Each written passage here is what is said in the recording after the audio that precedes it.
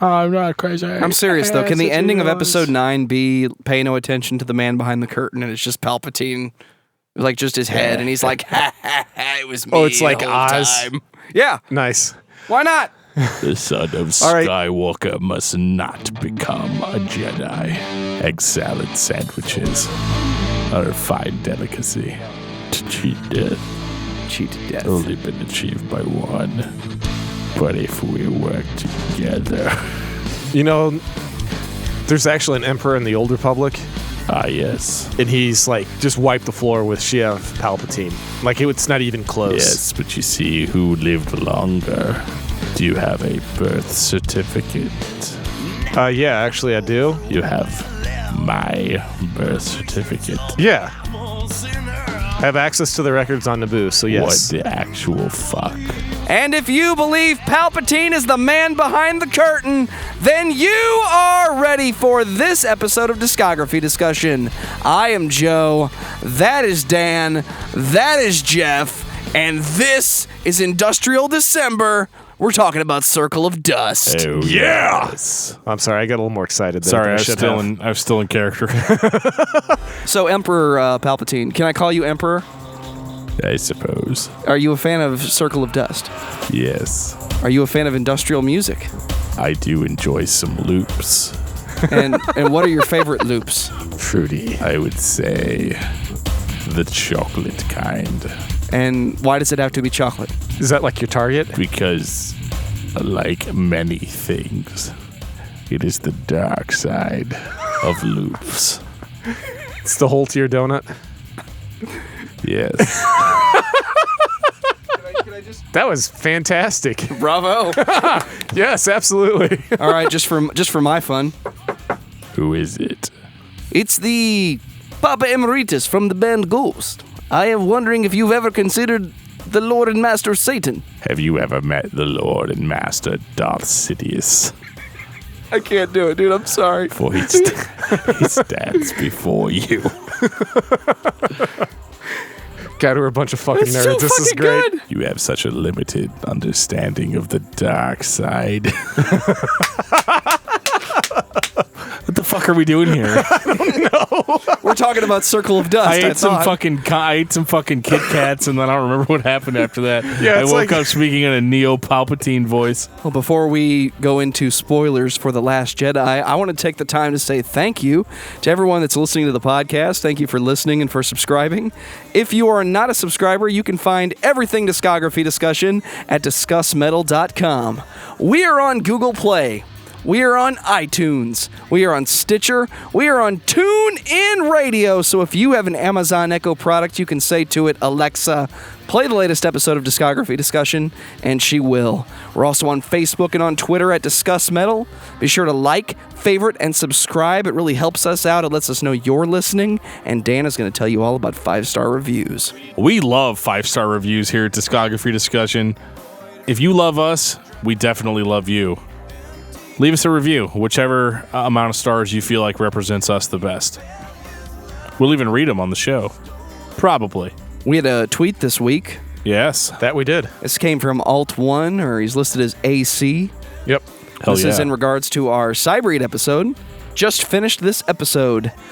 Thanks for turning me on to Threat Signal. You're welcome. Had never heard of them and gave Disconnect a few listens.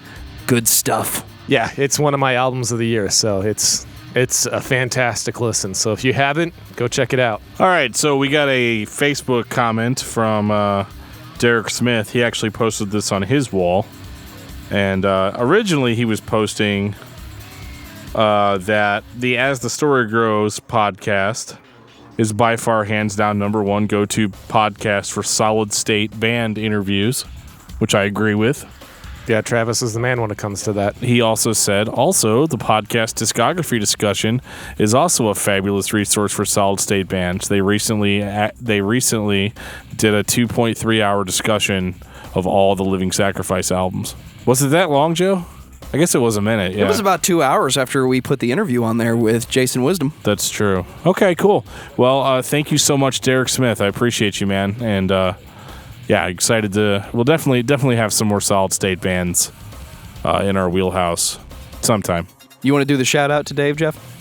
Dave is our patron. Dave is our hero. Thank you, Dave. We love you, man. Everybody should be more like Dave. Everybody really should.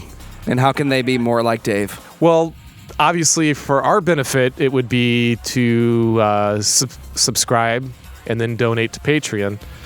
But Dave is actually a pretty cool guy. So he's the best. He really is. So just as a human being, if there were more Daves on this planet, we'd be a much happier place. So, Dan, tell me about Circle of Dust. Circle of Dust is an industrial metal band that was signed to a record label called REX Music back in the early 90s. They were very notable at the time for being one of the only quote-unquote Christian industrial metal bands that were out at that time. I think we had Mortal before that who played industrial, and a few others. But for the most part, Circle of Dust was absolutely the shit at that time. You had, heavy guitars, you had programmed drums, loops, samples, good singing and good screaming, and good digitally manipulated voices. Yeah. It was very good. Yeah, this was like Christian 9 Inch Nails. Pretty Hate Machine? Yeah. Maybe. Yeah. I think this is more hard hitting than that, but that's just me. Well, yeah, I mean, it is, but there's definitely, I think you can, I guess I'm trying to give a parallel for people who would not necessarily have heard of Circle of Dust, what they could actually equate it to. And like you said, like a harder Pretty Hate Machine, that is my first thought. For sure. All industrial bands, I think, inevitably get compared to 9 Inch Nails. And we've said it's hard this, not to. It's right. just like saying... It's trying to Don't tell Trent Reznor that. Well, no, I mean it's a compliment. It's just like whenever you talk thrash, and of course you're going to start talking, Slayer, Anthrax, Metallica, Megadeth. I mean those are the four that everybody is going to get compared to if you're thrash. Well, I definitely feel privileged and spoiled when I listen to Circle of Dust because Dan is probably the only person in the room that's actually heard the original release of Circle of Dust. Everything that I was able to find on the streaming services was either a remaster in 2016 when they put out their new record, or it was a remaster of a re-recording. And I'll ask you, Dan, 1992 Circle of Dust self-titled album, which version have I heard? Because I can find 3 that exist. You've heard the 1995 re-release. So Clayton, the guy behind Circle of Dust. This is a one-man gang, then. That's what you're telling me. Sort of. We'll talk about that in a minute. There's a little bit of point of contention on that subject. So, the first Circle of Dust album, Clayton recorded himself. And that was the release that I was familiar with. And I guess after they put out the Brainchild album in 94... I think they needed another release, or they were trying to re-promote the original release of the self-titled. So Clayton went in and he was very unhappy, very vocally unhappy about the way the original sounded. And he wanted to go back into the studio and give it another shot. And that's the version of Circle of Dust that most people have heard, is the 1995 re-release. It's not even a remaster, it's a re-recording. Yeah, it's a re-recording. And it doesn't have all the same songs. Track listing is different. But I really, really loved both versions for different reasons.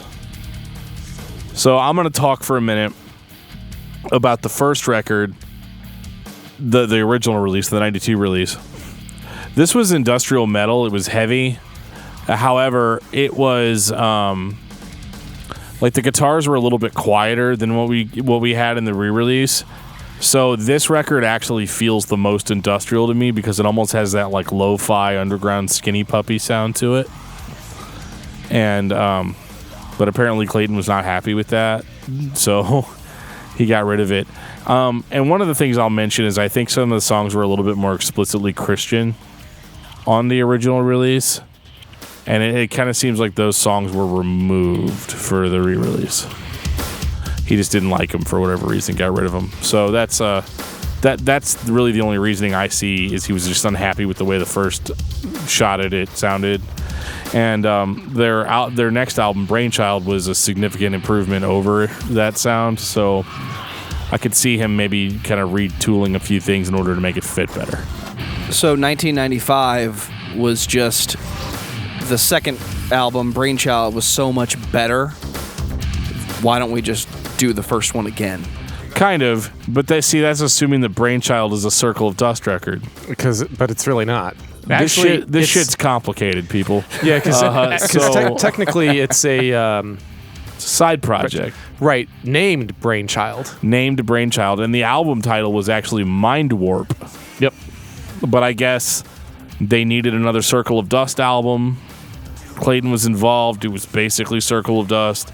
So they released it as Circle of Dust Brainchild. And it's if that shit's not confusing enough. Like there's, 3 different versions of the first album, and there's 2 different versions of the Brainchild album. Well, the remastered stuff, Clayton wasn't overly happy about that, if I'm not mistaken, because he wasn't involved in any of the remastering. I think a third party bought the rights after REX had gone under, and I think they remixed all that stuff without him. I could be wrong, but I'm pretty sure that's the case. Everything that everybody has accessible is stuff that his fingerprints aren't 100% his. I could see that being quite annoying to someone who, at least at face value, is the band. Yeah, I mean, considering that he essentially plays all the instruments, does the vocals, produces everything. If somebody comes in and remasters your shit after the fact, I think you'd be pissed. I mean, that's like somebody buying Bob Ross's show and yelling at the camera. Blasphemous. Right? Can we rewind for a second? Yeah. It wasn't until early 2016 that Clayton bought the rights to Circle of Dust music back and began remastering and re-releasing. So those remasters that are on Apple Music and Spotify and everything, that's done by Clayton. I wonder if they were remastered at some point and then he bought it back and then they did it were himself. re-released. I remember that Retroactive Records put out Brainchild. Maybe that's what I'm thinking. With some bonus tracks and shit. And I mean, Clayton didn't have anything to do with that. All right. So, yeah, that's totally... Yeah. This shit's complicated, guys. Yeah, let's just totally retcon that. I didn't say... Week 3 of Industrial December and nobody fucking knows what's going on. Yeah, it's rough.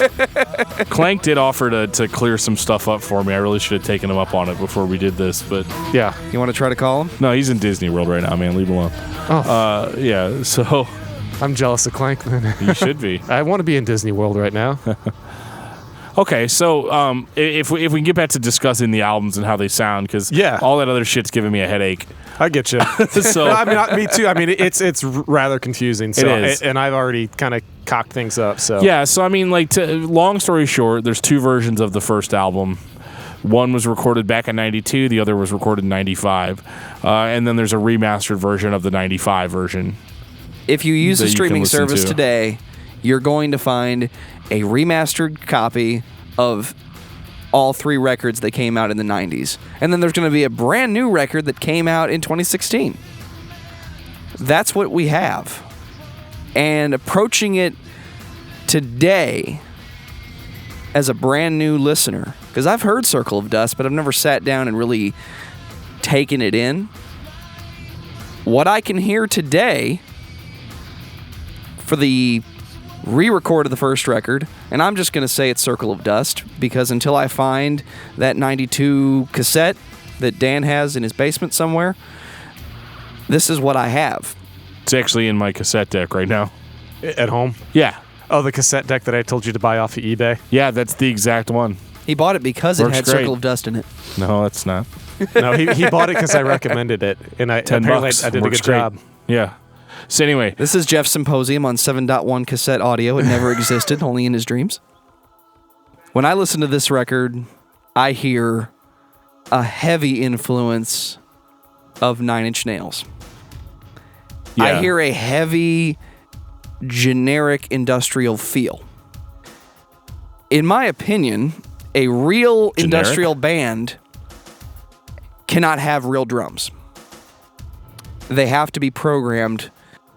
To me, it's one of the qualifications of an industrial band. The 9 Inch Nails is not a real band, a real industrial band. Well, Trent Reznor would agree with you. Yeah, because Trent actually he plays the drums on a fair amount of tracks. Their earliest releases, they were programmed. And Nine Inch Nails is the exception to a lot of rules because the albums have changed over time, but they're all samples. The point I'm making is I listen to this record and I hear that influence and I like what I'm hearing. I hear a lot of what I like when I listen to industrial.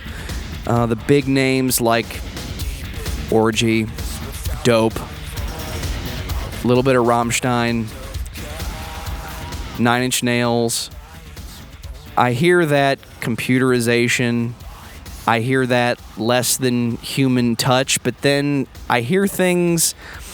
One of the worst things you can do with programmed drums is program blast beats. It sounds like really bad grindcore. And this album has a couple spots where your groove was going really good, man. Why did you decide to program the blast beat? Because it doesn't sound good. Wow. I don't know. Are you really derailed? Yeah. I really dig these guys a lot. Well, I'm going to go on record and say that I thought that the first Circle of Dust album was fucking great. Both versions of it.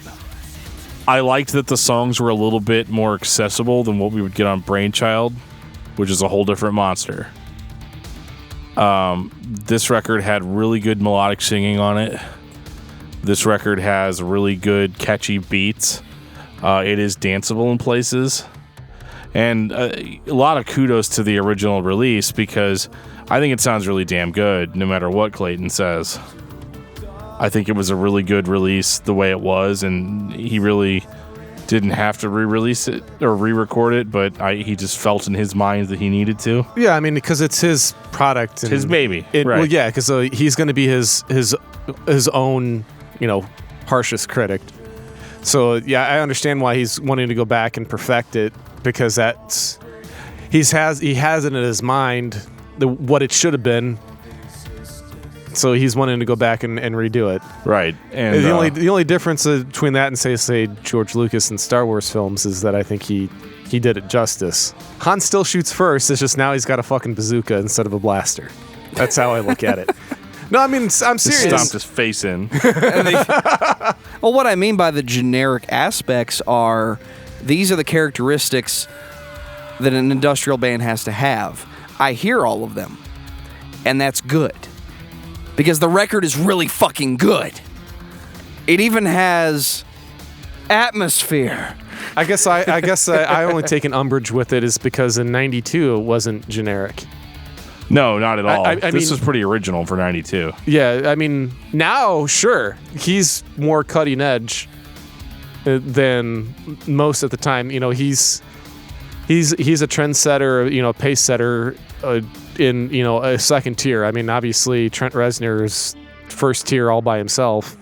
Oh, you think Clayton's second tier compared to Trent Reznor? I think everybody's second tier when it comes to industrial. Yeah, fair enough. Yeah, I don't mean that. I definitely don't mean it in a negative way. I just like Circle of Dust so much that. Yeah, I really do too. So what's the best album, Dan? What, the original or the remix? No. Just Circle of Dust. What's the best album? Well, because I'm a meathead, Brainchild is the most metal one. We're a metal podcast. What else do you expect me to say? Yeah, well, I'm going to be contrarian. I'm going to say Brainchild's the second best, but it's really damn close. Brainchild's really fucking good. Dude, Regressor? Yeah. Fucking awesome, dude. Yeah. Deviate. Dude, I love that So shit, good. man. We talk about sequencing a couple episodes ago and how the albums progressively became more metal, less industrial, and then we had this perfect balance. I think Dan is 100% correct. Brainchild is, let's put a little more metal into this thing that we got going on. And the reason why Brainchild sounds the way that it does is because it's not a Circle of Dust album. That is correct. It was a side project, and they decided to make it into a Circle of Dust album, so you're bringing that element in. However forced it may have been, it sounds really great. Yeah, I like the distorted, harsh vocals. They're great. They're fantastic. Yeah. That's something that there was a lot of in the 90s and a little bit in the early 2000s that I haven't heard in a while, is the distorted vocal. and I really like it, and I miss it. It reminds me of the 90s. Well, just go back a couple episodes to Cybreed. I'm going to listen to Cybreed again, Jeff. I've been listening to them all week. Guilty pleasure of the week, Cybreed. It should be. They're fantastic. They're amazing. So give me some standout tracks on Brainchild. Deviate, Regressor. I mean, those are probably my two favorite. Enshrined is Contagion good. is fucking good, too. I like Telltale Crime. Yeah. You know what? Let me put it this way. This is a standout album. This is a cover-to-cover type of album. There is no problems listening to it from start to finish. I did it several times over. It's great. I mean, I grew up with industrial music in the mid-'90s, and this just scratches that itch, man. I said that about the Clank episode too, and you know, there's no doubt that you can tell that Clank's been in Circle of Dust. So I think Dan's going to give us a little more info on. Yeah, so last week when we talked about Clank, I said that, you know, you guys were like, yeah, and, you know, Clank was in Circle of Dust, and I was like, well, you know, he played on the tours and stuff, but wasn't on any albums, and I kind of created this idea that, like, maybe he was, like, just a hired gun, but after talking to Clank about it, personally, he... Turns out that's not true. Turns out that's not true. He was definitely a member of the band. He was doing band stuff, doing a lot of the legwork for the band, and he was for sure a member of the band. And it's easy to say that, you know, oh, well, he wasn't on any recordings. That may be true in the fact that Clayton did the first album by himself twice, and Brainchild was just a side project between Clayton and somebody else. So, and then at that time, after Brainchild, Clayton had kind of dissolved Circle of Dust. So it's one of those, like, if the band had been going strong or whatever, it's more than likely we would have had Clank on that next album. So this was the period of the 90s where we had this thing that wasn't really big, that we just kind of kept going back to and shuffling around a little bit to try and find the niche, find the way to get this thing going. And it just didn't work the way he wanted it to. Because when I listen to this, I hear a pioneering, industrial, and I have to use the word, Christian metal artist. Because I can't think of another Circle of Dust that exists. Because Clank wasn't around yet. No, this is pre-Clank. I think the thing to remember about Brainchild and Circle of Dust is that they were still very much early 90s metal industrial records. And I think they do sound dated in that regard. Yeah, that definitely don't match up to like what modern industrial would be. But I think they sound really, like, if they hadn't been on, like, with the Christian label and all that, I think maybe, and they had better distribution, I feel like these albums would have been considered all-time classics. Yeah. And in obviously in the Christian metal world, they are. Yeah, I don't think they're dated, though. I think that's the only thing I'm going to disagree with you on. Well, yes, because you have a more updated version of the first album. Well, that's true. I'll have to let you listen to my cassette sometime. It's a different experience for sure. And I was actually confused because I was unaware of it. So whenever at first I was like, yeah, I'll listen to this cassette. So I listened to the cassette for a couple days. And then I pulled it up on my Apple Music and started listening to it. And I was like, wait, what the fuck? It's that different? Yeah. Okay. Well, the track listing's different too. It's like I said in the beginning, I feel very spoiled. I feel very spoiled because these I know are better. At least the presentation is better than what you may have heard if you got the first release. Brainchild is so Circle of Dust's Brainchild also has differences between Brainchild's Mind Warp. There's actually a different version of Deviate, which I'm having trouble finding. Oh, okay. Yeah, I'd like to check that out. I didn't realize that it got released as Mind Warp. I thought it always got released as... No, it was released for a short period of time as Brainchild and the album title Mind Warp. I'm confused, man. I'm so fucking confused. So, yeah, that's where we're at. And what Dan's saying is there was actually some releases where it was put out as the band Brainchild. Yes. As the album Mind Warp. And I want to get my hands on it now. Because sure. I really want to find that because I'll let you know what I find, man. I can definitely look around for it. I can definitely say that Brainchild was so heavy in comparison, because like the first record has heavy parts and stuff, but I definitely saw it as more of an industrial record and less of a metal record. And Brainchild was the exact opposite of that. Brainchild's full of thrash riffs and, more screamed, aggressive vocals. And a lot of the sound samples, man. The sheer amount of clips in there. Yeah. And they're so great. And I just love listening to them. And there's so many of them, I actually usually end up finding something new every time I listen to it. My soul is ready. How about yours? Yeah. Dude. Because I know you're a big Circle of Dust fan, and I haven't listened to it much, but the Metamorphosis and the Misguided stuff. Have you heard any of that stuff? Metamorphosis, I have. Okay.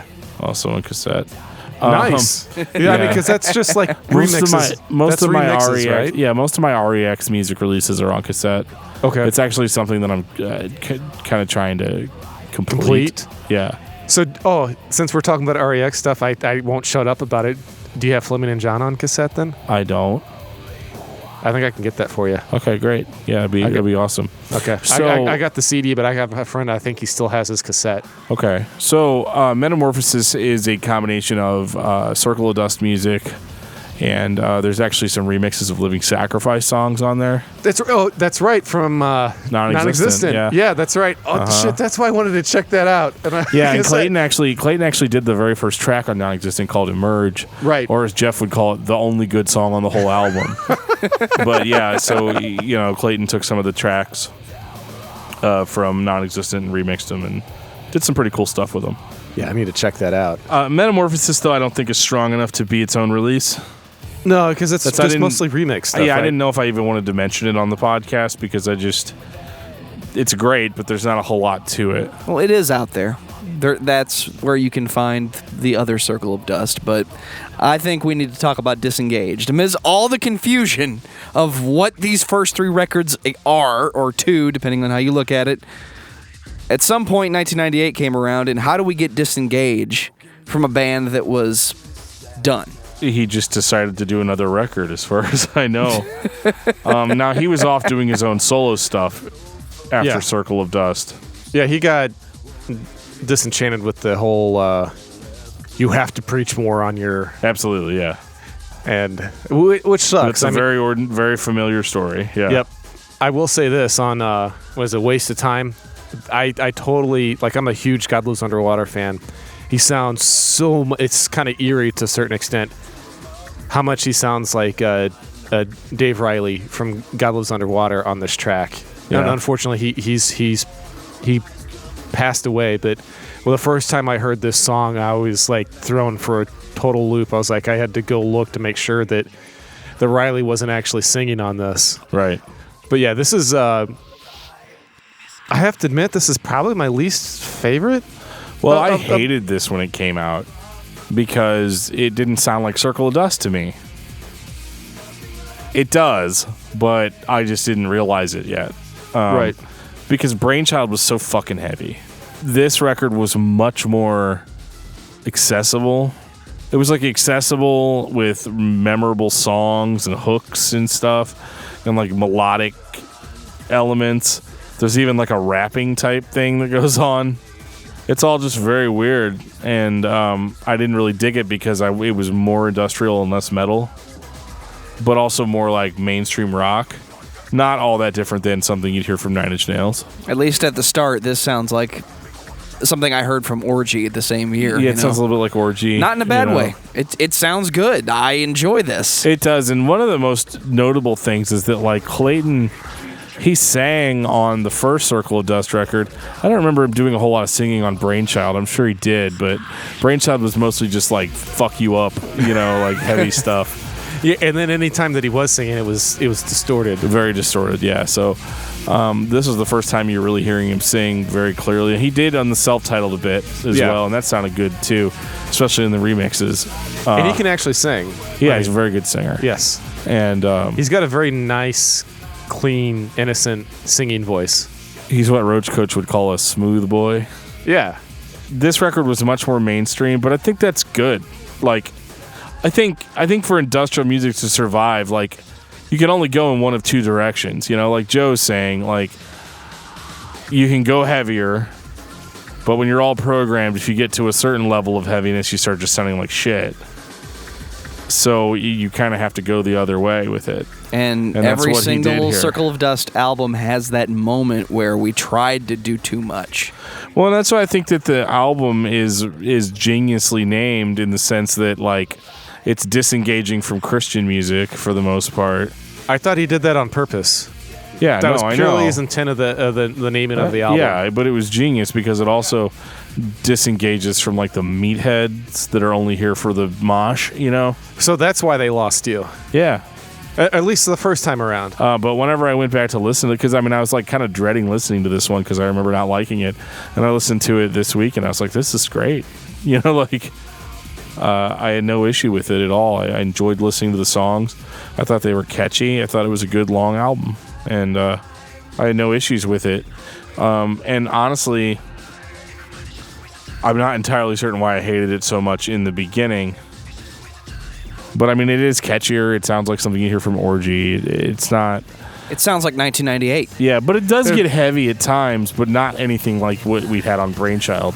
Right. And I hate to always describe, like, everything in terms of heaviness versus not heaviness, but... well, this is a metal podcast. This record... That's quite all right. Well, yeah, but this record... this record I hear a lot of punk influence on. Like faster tempo songs and just kind of energetic but like melodic at the same time with smooth sung choruses, and we don't really get the bark like we did on Brainchild or like what we would get later. Right. So, I mean, I think all in all this was really good, and I think it was like a, hey, this is what I want to sound like. And well, that is a lot closer to what he ended up sounding like moving forward with all of his other projects. Yeah, it was like the Cell Dweller stuff, yeah. There was only one other one I was thinking of when we were talking about other tracks, and I realized I think a lot of that is actually Argyle Park stuff, that Misguided stuff. Yeah, Argyle Park, yeah. Yeah, so we don't even need to bring that up more than just what I just mentioned just now. Yeah, no, Argyle Park is really cool. Yeah, and that's another one of his projects. Basically is just like Circle of Dust, but I don't include it because it's not. Right. You know, though, I mean, if it was like... Brainchild was, maybe eventually they would have been, released it as Circle of Dust, Argyle Park, Well, that's kind of our biggest restriction with this episode is we're talking about Circle of Dust, which is just one project that one guy does. Yeah, he has in line with everything else. He's everywhere. Yeah, he's very prolific. We could do a much longer episode on Clayton, and maybe we will. But for now, we're just talking about Circle of Dust. Yeah, maybe for our next Industrial December, Cell Dweller will show up. Although you guys would have to listen to a little bit of that dreaded stuff that you guys hate. Dubstep. Yep. I won't. Well, then we're not doing a Cell Dweller episode. All right, cool. Well, glad we got that out of the way. Yep, no Cell Dweller episode according to Joe. Okay, so... all right, for this portion of the podcast, Joe is going to leave the room. We'll just call up Eric Hall and have him record our voices. Yeah. And we'll just record the episode without Joe. You know who would actually come in to do Cell Dweller? My youngest. Oh, yeah. Fucking love Cell Dweller. We can bring him in. If you get it. Once he starts talking, man, he won't shut up, though. I'm just telling you right now. He's just like his daddy. Yeah, I love him already. Okay, so we got one album left. Oh, Machines of Our Disgrace. Machines of Our Disgrace. Holy shit, that's all I'm going to say. So, did you like Brainchild? Yeah, I really did. You ever wanted to hear what Brainchild would sound like if it was recorded now? I did, and I got it. That's Machines of Our Disgrace. Good night, everybody. Dude. Seriously? Like, I'm completely lacking on the other... Well, besides Brainchild. I can't tell you how many times I listened to this in this past week. Humanarchy. Oh, my God. Humanarchy is the shit. It's the new Deviate. It's fantastic. I could have done without some of the pseudo-Gothenburg style riffing, but he kept the shit under control for the most part. Obviously, I like the Gothenburg riffing because it's just, I had made it plainly clear that I like the melodic death metal. So well, but Brainchild wins for me, if only because it's more traditional, like thrash. Yeah, I mean, this is also that for 2016, but I can't unhear it. Not that it's bad. This album, I'd probably say it is as crazy as it sounds. I probably listened to this 30 times this week. I mean, I think that's not even close. That has set the bar on how many times I listened to a record in 1 week for this podcast. I think I've topped out at maybe 10 before, but I'm seriously like close to 30. This thing is that good. Did this live on repeat in your office, Jeff, while you were doing things that you do in your office? Yes.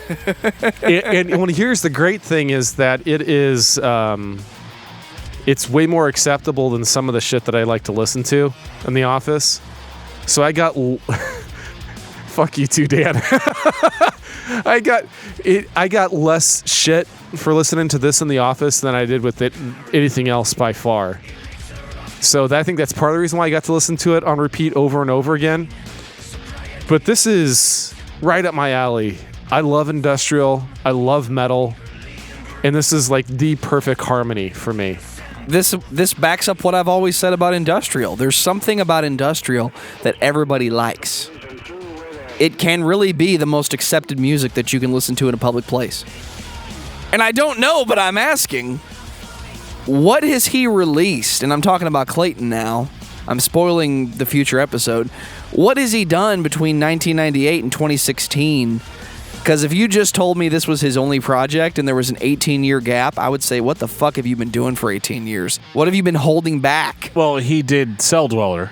He did Cell Dweller. Full time. Yep. Which is wildly popular.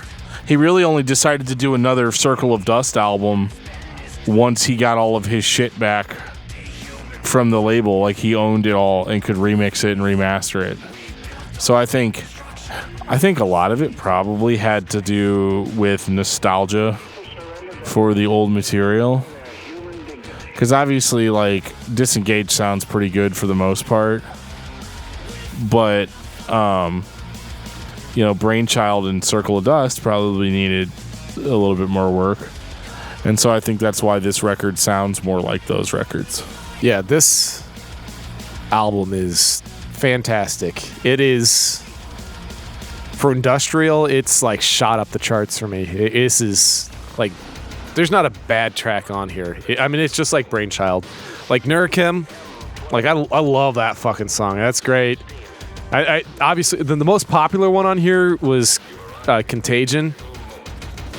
But there's a ton of good shit on here. Also, the samples are back and they're great. Oh, dude, the samples in a lot of these songs make the songs. It's great. Well, yeah, and like I feel like this is Brainchild because I felt the same way about Brainchild.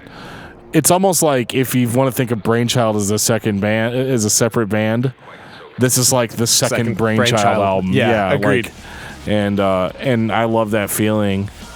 And so it's entirely possible that maybe I just liked Brainchild more than I like Circle of Dust. Yeah, I think we're both there on that one. Has this been a secret Brainchild episode? Possibly. Kind of. Is your mind warped yet? Surprise.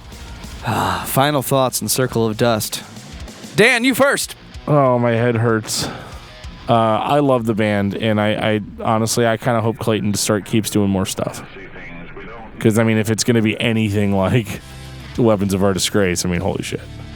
Like, I'm more of that, please. Machines of Our Disgrace. Oh, did I say weapons? Yeah. Oh, sorry. That's because it's so fucking brutal, man. I was thinking about Weapons of Our Warfare. Sorry, it's just... Jeff, what about you? Machines of Our Disgrace is like, this is what I like to listen to. It's like half metal, half industrial. It's not really fully, other than a few tracks, like fully like a heavy industrial metal. There's like this nice flow. It's actually kind of like what John Drake was talking about with Dream Theater when it comes to the prog rock, where there's the ballads that kind of break it up.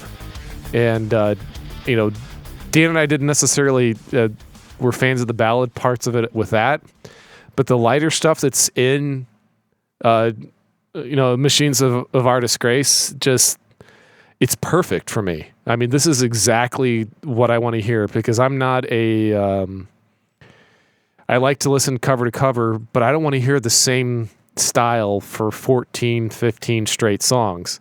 Vary it up a little bit, and it's perfect.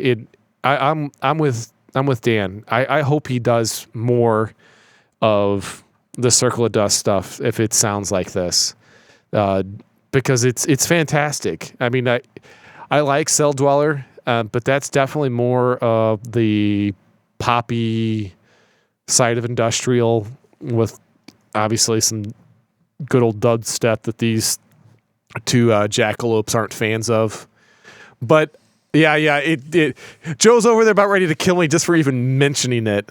But I don't mind it. It's something different. I mean, this one thing that we should say, Clayton is incredibly versatile. I mean, whether it's the vocal stylings, whether it's the type of music, the dude's really talented. And that's really what it comes down to. And I think he knows it, and he shows it in all the different types of projects that he's involved in. We just happen to want more of this project. I concur. I am glad that I got to listen to Circle of Dust all week. I've heard Circle of Dust before. I'm not the biggest fan of industrial. I like industrial and I enjoy listening to it, but I can't sit down and give you a history lesson on industrial. What I can do is listen to a band like Circle of Dust and say, this has everything that I like, slightly different versions of it on every record. But then I get to Machines of Our Disgrace and I say, this band, this release, this sound, more please. And that's what I want. And I enjoy hearing good releases from what is essentially one person. Because while it can be confusing to look at someone's back catalog and say, you've done all of this? And if I was a Clayton fan, I would say I could give you a rundown and show you every project he's done and go year by year, and here's all the releases and all the different things. But just talking about Circle of Dust, Machines of Our Disgrace, give me more of that. Do I still have my people with me? I'm sorry, this thing's so confusing that I'm still trying to figure it out. I started reading about Argyle Park. We're going to have to come back and talk about Argyle Park sometime. Yeah, actually, didn't he do more than just one album with Argyle Park? Yes, but it's not called Argyle Park. It's called AP2. Yep. Yeah, it's... Because why the hell would they call it Argyle Park again, Jeff? Why? Yeah, I don't know, man. It's such a rabbit hole to go down. The fact that we got 4 albums that are called Circle of Dust is crazy. Impressive. Yeah. So, I mean, damn, dude, let's just stick with one thing from here on out, we love you. We think you're great, but come on, dude. So if he calls the next Stop release hiding. Clayton, is that enough for you? I think I'm just going to stop listening to Circle of Dust and just go Clank full time. Because that's where it's at. Jeff, what is your album of the week? Oh, I'm going to go way back in time. And I'm going to go with Portishead. And it's mainly because I love the song All Mine. I could listen to that fucking song all day long. And since we started on the industrial, I kind of just started shifting towards the trip hop side of music and started listening to Portishead, Massive Attack, and I listened to this one the most besides Circle of Dust this week by far. Dan, what about you? Well, let me just say this, and it's probably going to be a preview of things to come, but I've been listening to Hellbilly Deluxe by Rob Zombie. Great record. Well, I'm going to give you a definite preview of things to come to get ready for our Christmas episode, which is coming up in a week. I've been listening to This Time of Year, the EP by Project 86. Everybody needs to get ready for that. Oh, yes. Oh, yeah. Okay, so we got an email last week from a listener named Rich, and I just felt compelled to share it, and he gave us permission to share it. It was just something that affected us, and we just wanted to share with you guys tonight. All right, here we go. Greetings, gentlemen. As a lover of heavy music, I am always on the search for things I have not heard. What is going to be my new love this week? Yeah, I'm a little high-strung, and In my searches, I recently came across your podcast 9 days ago, to be exact. I have devoured several episodes so far, and I say several with a slight caveat. After every episode, I have gone and listened to the band either spoken about or one or more of the picks of the week. Whether I was familiar with the catalog, Metallica, Megadeth, Zao, or something I had not yet discovered, Death, The Contortionists, I believe Yascaris, which I don't know. Why is he listening to all of your bands, Jeff? Because they're great. What can I say? I'm writing to you tonight because of the Contortionist episode. Thank you for your vulnerability. Back on September 11th, I lost my 4-year-old son suddenly. He was with us 1 minute, and he was gone the next. As a dad who has several kids with severe special needs, I knew this was a possibility, but I was in no way ready for it. This is truly the darkest time of my life. Watching myself, my wife, and my other children grieve is beyond difficult. But one thing I've always had besides my faith is music. I love good music, but my passion for the past 20 years has been metal. Thank you for loving metal as much as I do. Thank you for talking about it as much as I do. Thank you for making me smile and even laugh as you discuss the lifeblood of my soul. I wish many more excellent episodes upon you. Keep doing what you're doing. You have given me a reason to keep going in the darkest of times. Blessings, Rich. So, Rich, we love you, man. And our condolences. I feel for you. Dan and I have kids, and they mean the world to us. So, thank you for your vulnerability in sharing this with us. We really do appreciate it. But I do want to end it on a bit of a high note from Rich. He does give us a PS, and that is PS. The In Flames episode was on point. Where I do like the sense of purpose, I agree completely with the rest of the episode. So if all you... Well, that's a first. Yeah. I was going to say, if all you people Most people are like, Dan, you really shouldn't have been so harsh on In Flames. You shouldn't have been as drunk either. Oh, shit, that was all of us. Well, maybe all of us but Joe. But if you guys have not listened to the In Flames episode, we should retitle that Epic Rant. Because Dan has a good one, I have a good one, and then Dan has another... fantastic one. At the end of the year, I'm thinking about maybe doing a top 10 moments on discography discussion for the year of 2017. So you're going to have like a half hour just from the In Flames episode. I don't know. We haven't worked out all the details. I do remember Mr. Trey Suter freaking out on an iTunes reviewer or an Apple Music reviewer about a certain Caius album, which was a pretty epic rant as well. So I'll take suggestions if anybody wants to tweet or Facebook if anybody comments. wants to tweet or Facebook any awesome moments that you'd like for us to include, we'll probably throw something like that out around the end of the year. One more thing before we go. Again, Rich, we love you. If you ever need us for anything, just give us a holler. We love you, buddy. And on that note, this has been episode 42 of Discography Discussion. Thank you for listening. You can like us on Facebook and follow us on Twitter at discussmetal. Subscribe to our podcast everywhere you listen to podcasts, including Google Play, iTunes, and Stitcher. Visit discussmetal.com for all things discography discussion, and please send questions and comments to danandjoeshow@gmail.com. If you are not a patron, you can become one at patreon.com/discussmetal. We have some sweet perks. We would like your money, preferably in small coins, placed into bags with $signs on the bags. Give me your money. The preacher said my